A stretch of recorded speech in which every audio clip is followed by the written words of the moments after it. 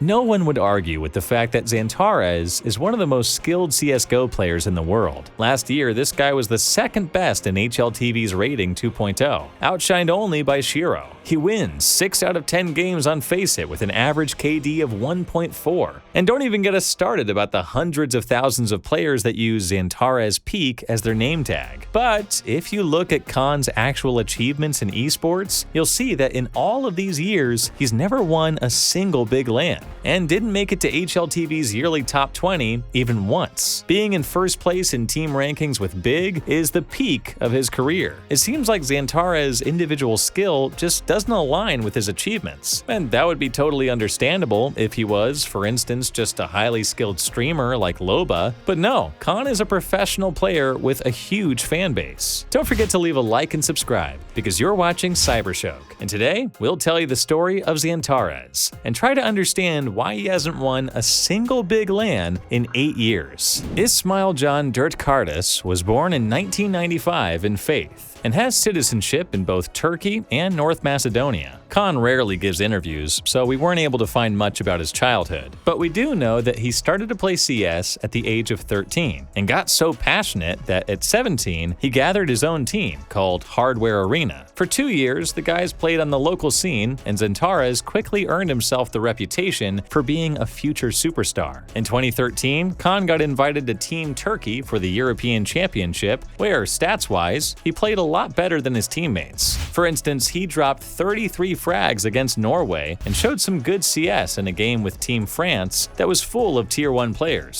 So it was no wonder that when, in 2015, Turkish players started to talk about putting together a very strong team, XANTARES was the first person who received an invitation. Khan's parents supported his esports passion and cheered on their son in tournaments, but for them, Counter-Strike was just a hobby, and in no way did they think it could be a full-time job. So when our hero got that invitation, all of his teammates had to come to his house and talk his parents into allowing their son to join the team. The organization was called Space Soldiers, and this is how their roster looked. It quickly became clear that they had a critical lack of experience in competitive CS, and the guys started to earn it through lots and lots of hard work. For the whole of 2015, SpaceS were just another Tier 3 team that competed in all small tournaments and open qualifiers. A very important part of their career was the weekly Quick Shot Arena League. There, teams fought for $2,000 in 2 game days. SpaceS oftentimes made it to the grand final, so every player got a couple $100. This helped them a lot to have some money for their daily expenses because their salary at the time was unbelievably small. Finally, all their hard work and dedication paid off in 2016. The Turkish team got a foothold in HLTV's top 30, winning a couple of Tier 2 tournaments and taking 4th place on the most difficult European minor. XANTARES was already known as one of the best aimers in the world, so he and Calix got an invite to HTC's 2v2 LAN tournament. There, they took an honorable 3rd place. At that time, Khan gave one of his infrequent interviews and said that, alongside training with his team, he dedicated 8 hours to individual skill every single day. In 2017, their growth continued. 5-figured prizes became a usual thing for Space Soldiers, and they started getting a lot of invites to LANs. By the end of the year, they managed to get into HLTV's top 20 and win the European minor. Such good results didn't affect XANTARES' stats. With the increase of skill from his opponents, his own skill also improved, and Khan played well against any team. In the next year of 2018, Space Soldiers got very close to the Tier 1 level. Thanks to getting first place on the minor, they played on the major and easily passed the challenger stage. In Legends, they lost to Mouse in a very close deciding match and left that tournament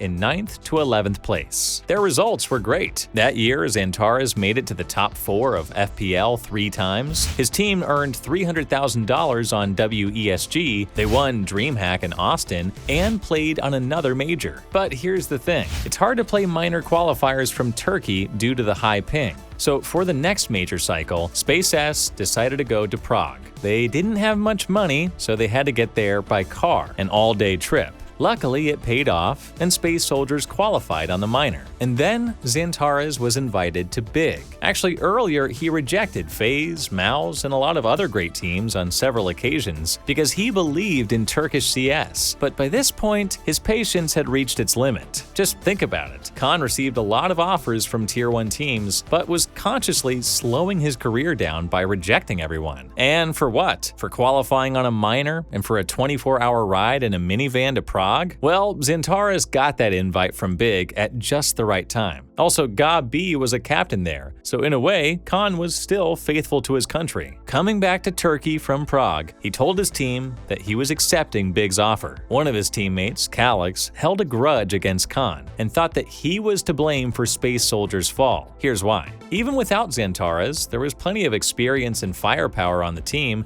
to stay on the Tier 2 level. Their only problem was money. The player's salary was very small because the organization couldn't find reliable sponsors. Benjamin Aydin, the founder of Space Soldiers, was an honest man, but for him, esports was just a hobby, and he dedicated most of his time to his business in a different field. Hearing complaints about getting a low salary from the players, he invested a lot of money, not in raises, but in hiring a sports manager that was supposed to find sponsors for the team. But here's the thing. Aydin did all the recruiting on his own, and he hired people who didn't have any idea how the esports market worked. So obviously they failed to produce any meaningful results. And so, the team that had been in HLTV's top 20 for a long time actually had a much lower salary than some Tier 3 rosters under the top 50. Don Hatchie tweeted that the organization paid players around 400 euros a month, and even took half of their prize money. This is honestly one of the most rip-off contracts in the history of esports. Understanding that there was no future in Space Soldiers, the players started to negotiate with other organizations, and were ready to accept the best offer available to them after the minor. But after they qualified on that minor, XANTARES left the team, and therefore doomed it to failure. Because of that, the remaining 4 players didn't get any good offers, and they had to disband because their captain Major had an infant to feed and decided to join LDLC, who paid a better salary. And for that, Calix held a big grudge against XANTARES. He thought that Kaan should have played the minor with them and leave afterwards. But realistically, that would have been impossible because Big had a spot on the major, and Kaan wouldn't have been allowed to play there if he had showed up on the minor with Space Soldiers. Those are just the rules. But XANTARES stated that the main reason he left was not for the money, but because of the laziness of his teammates. But Calix said that there weren't any lazy players on the team, and it was just that XANTARES thought if he plays 8 hours of FACEIT every day, then that means that everyone else should do the same crazy amount. Major added that XANTARES did indeed work a lot, but he was doing it on his own, and it wouldn't have hurt if he sometimes had been helping his teammates train.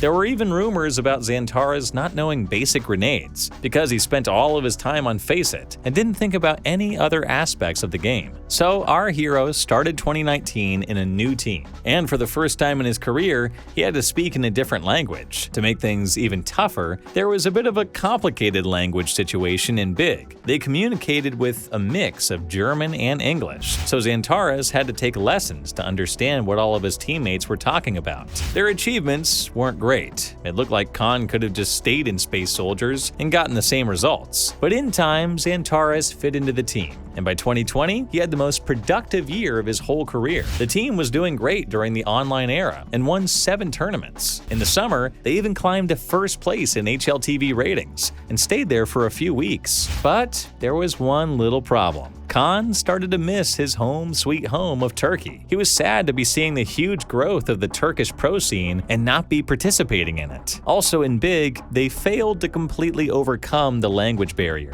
Yeah, XANTARES could communicate in English on a basic level, but it wasn't strong enough to discuss some of the more complicated strats. Other great players from Turkey, Waksik and Calix, also had strong patriotic feelings. They felt like they had to gather a Turkish roster together and show the whole world how to play CS. I mean, if Brazil did it, why can't we do it too? And so, Eternal Fire was founded in August 2021, now almost 2 years ago. Big parted ways with our hero with no hard feelings, and let him go, now free from any bindings portions of his contract. But for now, their results haven't met their expectations. Sometimes Eternal Fire reach the top 20 on HLTV, and they do win some small tournaments, but overall they're a pretty mediocre Tier 2 team that's only really known for a XANTARES peak Steam page that has almost 500,000 followers. So what happened with XANTARES? Being such a skilled player, how is it that he didn't win a single big LAN in his whole career? Well, we would say that there are two main reasons. First, his playstyle. Khan plays for himself. He loves to make aggressive moves and always has a huge desire to hold the W button and drop frags. Second, his patriotism. In Khan's shoes, many people would have accepted an offer to join FaZe or MOUZ at the drop of a hat, instead of tolerating the incompetent managers of space soldiers. But XANTARES has always believed in Turkey, and he totally deserves a great deal of respect for that. Who knows, maybe in the future Eternal Fire will make it to the Tier 1 level. But for now, they're barely managing to stay in the top 40 of HLTV and show no promising signs for future growth. And it's because of this that 27-year-old XANTARES has a great chance of finishing his career without having won a single big LAN. Don't forget to leave a like and subscribe because you are watching CYBERSHOKE. Bye for now.